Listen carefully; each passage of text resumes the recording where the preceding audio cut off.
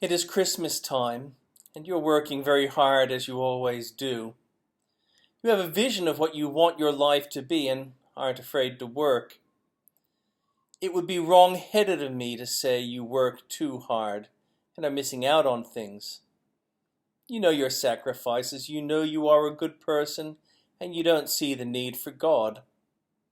But that is true of all mankind's history. The need for God in good times, when life is abundant, is not apparent. The need for God when things fall apart is bitter, but God is there all the time.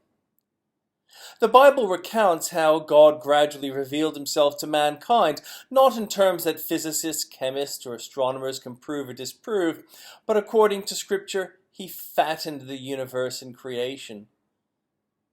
That is confusing to scientists who cannot find any such thing beside a Big Bang, and they're confident God did not do that. But science is not what God uses to introduce himself to man. He uses about 40 faithful people over nearly 1,000 years. Archaeologists find evidence that corresponds with salient bits, not evidence of spaceships, but people and places where they were said to be when they were said to be.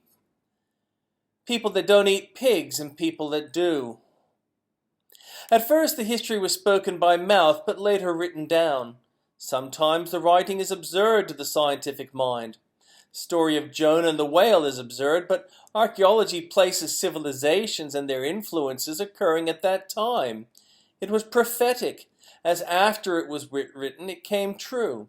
A semi-converted people overthrew the Jewish kingdom and took them into slavery. God had revealed himself to his people and punished them as he had promised.